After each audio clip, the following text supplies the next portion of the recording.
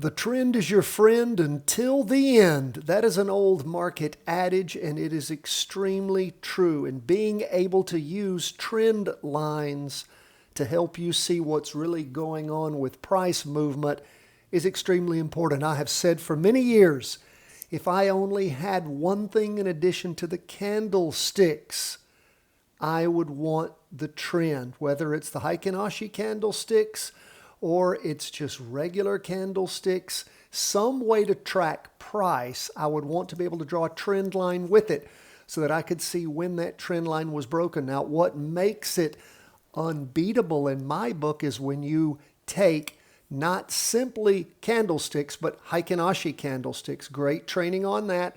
I'll have it linked at the end of this video we've just put out recently. And also, the first one was on volume. If you can link Heikin Ashi candlesticks volume and then throw in a trend line, my friends, how can you not follow price movement accurately? I want you to prove that to yourself over the coming days, weeks, months, however long it takes you to be able to figure this out. Now, the rules for drawing a trend. People will say, well, when do I draw the trend on the top? When do I draw it on the bottom? Okay, here it is. It's bottom up, top down. Now, I'll show you on this chart. You see prices moving up. Here's the weekly.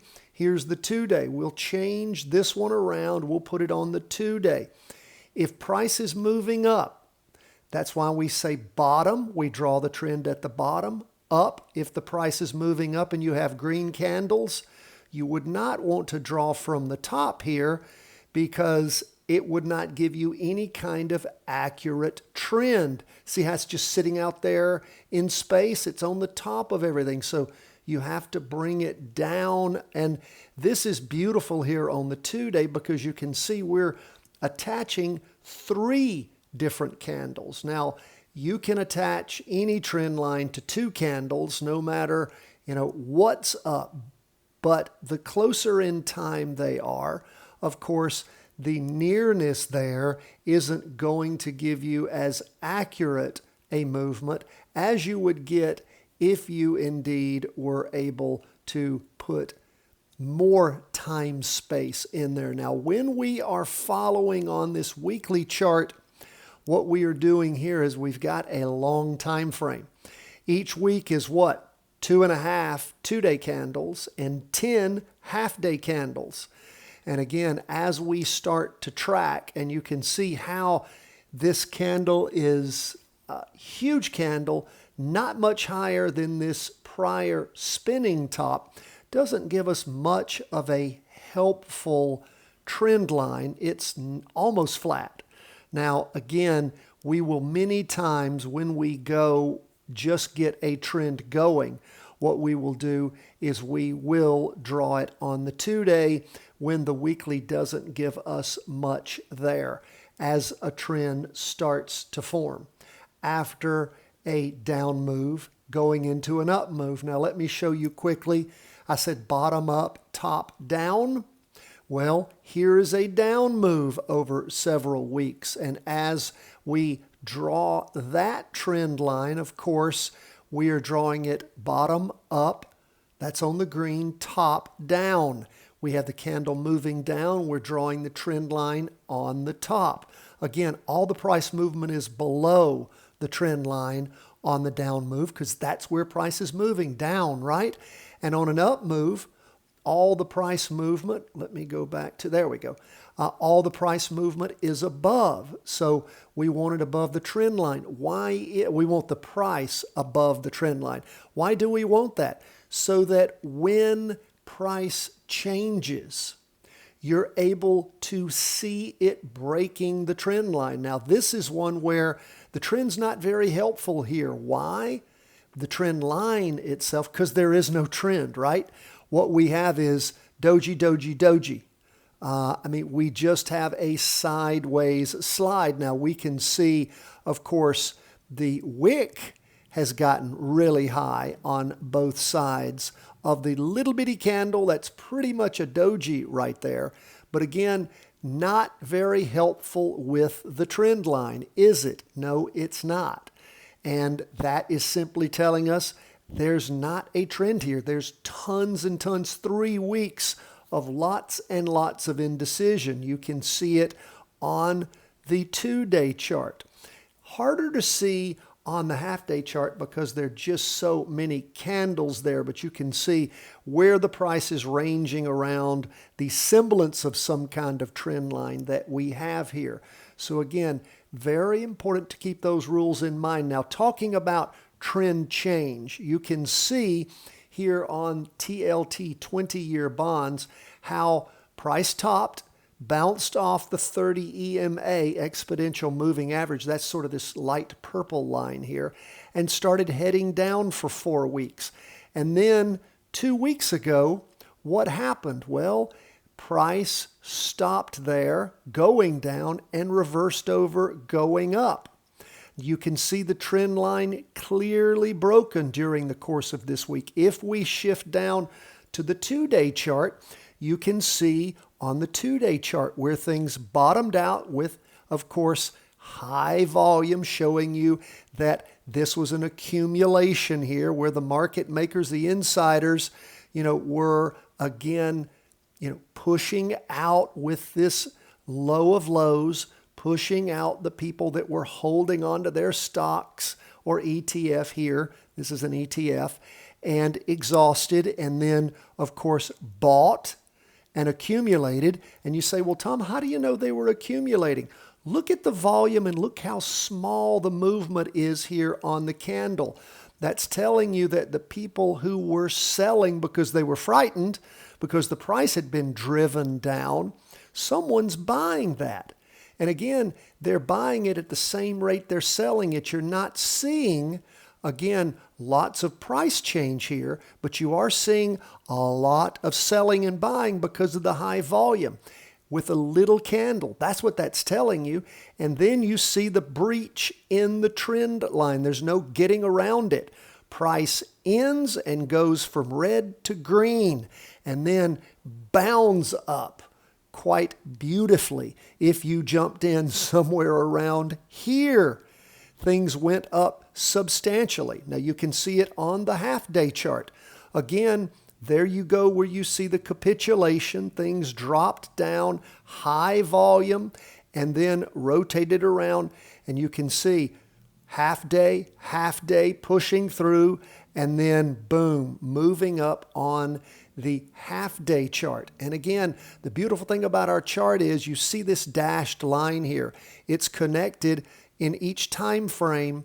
As you move along, you can see the weekly moving very slowly because you have to go through 10 candles to get this weekly chart to change. If you're on the weekly and you look down at the bottom of the screen, when I switch it over, it moves 10 candles.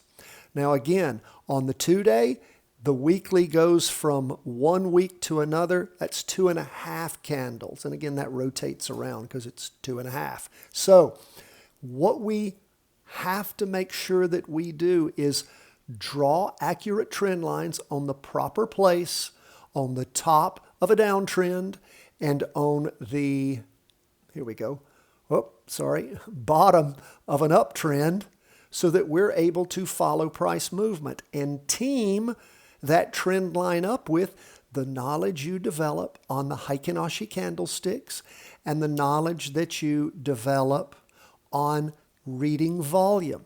And you put all of these things together to help you look for, and again, aren't these beautiful charts? You see how it goes from red to green to red to green to red to green? And these are weeks of movement. Do you think you could jump in somewhere around here and maybe get out somewhere up here as things are starting to peak and move over? Now, what makes that easier for you?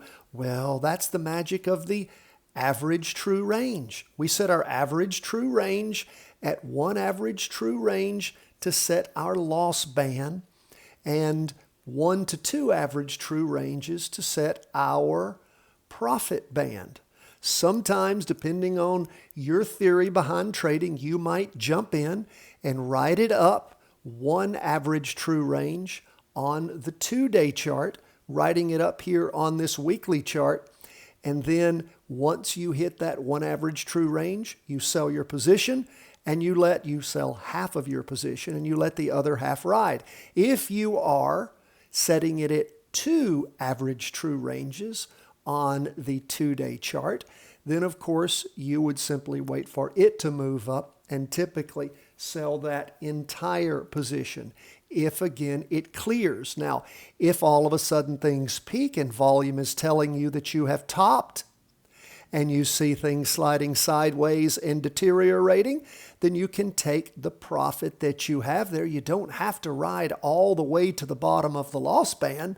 You can make intelligent decisions based upon your knowledge. And you might say, Thom, I don't have any knowledge. I'm just starting to learn this.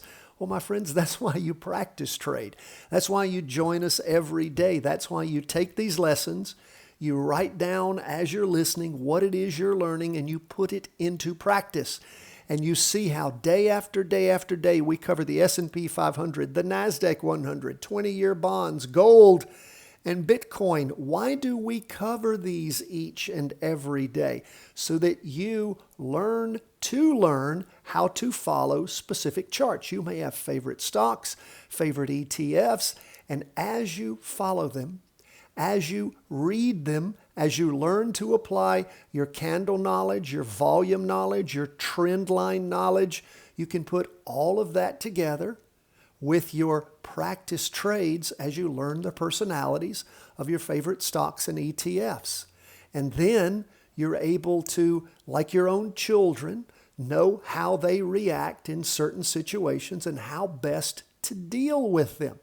That is what this is all about, combining the Heikin-Ashi candlesticks, trading off this weekly chart, using the average true range on the 2-day chart to help set your profit and loss bands. And for those you're not familiar with it, we have a long position and a short position widget here that we fire right into these. And again, stick with us. There's more trainings. You can find them at the website on average true range that explains to you how this works.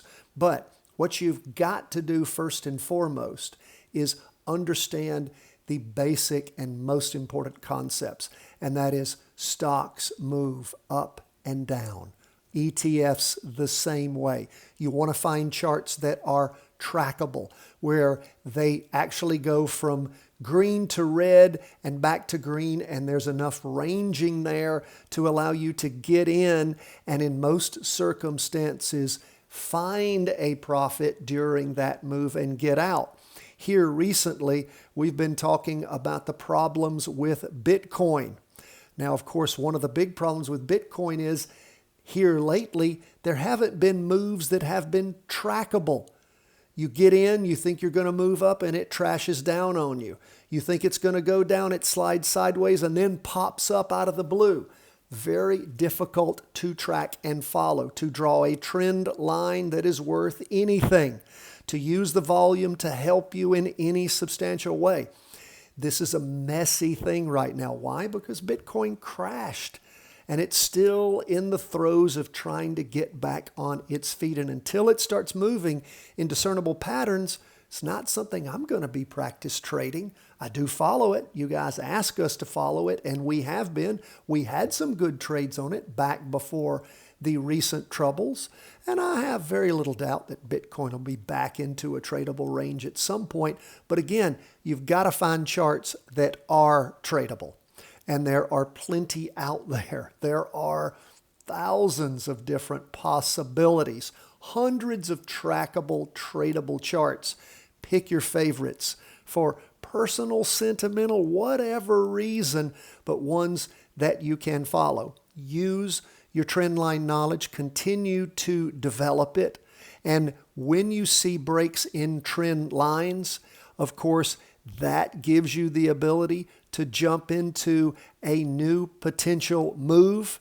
Practice trade it, watch the volume, watch the Heikin-Ashi candlesticks, look for things where you might have ceilings or floors like this 30 EMA, or like prior highs or prior lows or prior peaks that you might see when volume and price peak up. Pay attention to those things. All of that are things you will learn by doing. Everything about what we teach is not this, hey, just use this little magic trick and everything's going to work out for you. Do you really think that's the way the stock? I mean, there are people who predicate trainings and things on all of that. Do you think that's really the way the stock market works? Or is somebody selling you a bag of you know what? That's not the way the market works. The market will yield its fortunes to those who will devote the time and energy to learn this stuff. And it is fun to learn. It is so much fun to practice trade, to get good at this. I encourage you to devote the time. We only ask 10 to 15 minutes, but it's got to be each and every day. Take the trainings, tune in with us, listen, learn, practice. You can do this, and don't worry about how long it takes. You know why? Because once you master the charts, you'll make up for all the time you ever spent. But you've got to do it consistently. That's the hardest thing people have, is just consistently spending a few minutes a day. If you'll do that, you'll be on the road to success. God bless, my friends. All the best from the whole team at Charting Wealth World Headquarters. Let us hear from you, CW at chartingwealth.com.